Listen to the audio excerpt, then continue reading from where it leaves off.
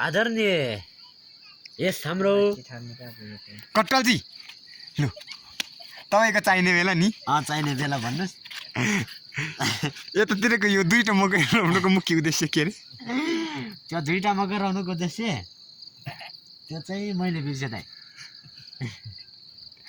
त्यो भिडियो गर्दा चाहिने बेला तपाईँले बताइदिनु तनी म आगोमा बसेको मान्छे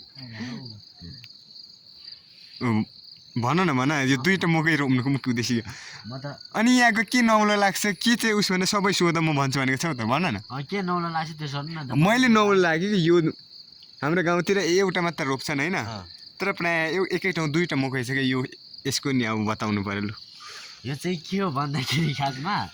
त्यो यसपालि आएको किराले गर्दा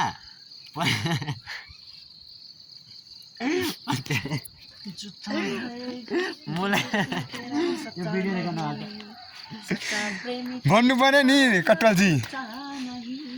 अब ये रुमसँगले तपाईँले चाहेको हो भने यो मकै दुईवटा रोप्नुको कारण चाहिँ होइन वर्षालसम्म चाहिँ हामीले नि एउटा गरेर रोप्थ्यो होइन यो रुमसँगमा दुई त भयो नि त त्यसको मुख्य कारण चाहिँ के हो भन्दाखेरि यसपालि किराले सबै सखा पारेछ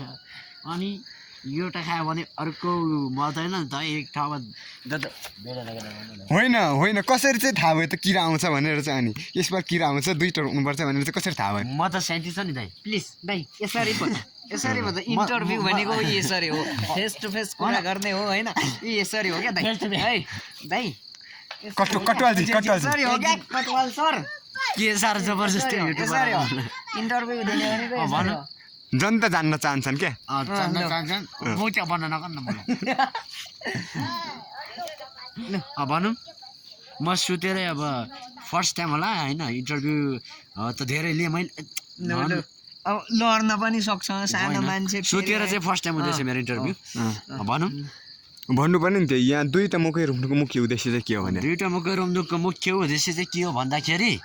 यसपालि चाहिँ अब त्यो कुन किरा अरे त्यो किराको नाम होइन किरा होइन कसरी चाहिँ थाहा भयो त किरा आउँछ भनेर चाहिँ किरा आउँछ भनेर म चाहिँ अलिकति होइन खतरा स्यान्दिसक्यो होइन हाम्रो टोलको चाहिँ दादा भन्दा पनि हुन्छ होइन हाम्रो स्यान्दिस खतरा स्यान्दिसक्यो त्यही भएर यसपालि चाहिँ किरा आउँछ दुईवटा रोप्नु भनेको अब मैले भनेपछि सबैले मान्छ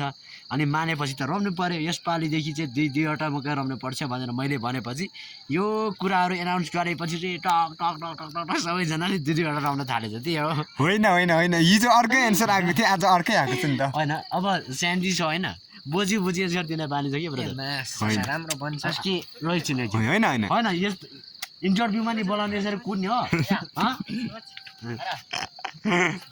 ल भनौँ के सन्नामा लाग्छ सम्झिलाई होइन हिजोकै कुरा भन्नु पर्यो नि त हिजो चाहिँ मैले के भने ल भन्नु त तपाईँले हिजो मैले अर्कै सुनेको थिएँ नि त त्यो त तपाईँको कानको प्रब्लम होला होइन म चेक गर्छु परम्परागत सबै कुरा चेक गर्छ तपाईँको कानको पनि चेक गर्छ ल भन्नु होइन हिजो यस्तो कुरा थियो नि त परम्परागत भन्ने कुरा हिजो थियो आज अर्कै आएको छ नि त यो पहिलेको मान्छेले चाहिँ के हो भन्दाखेरि अब परम्परा भन्छ म चाहिँ अलिकति सानो सुकेर देखिरहेको होइन साइन्टिस्ट होला एक ठाउँमा होइन तर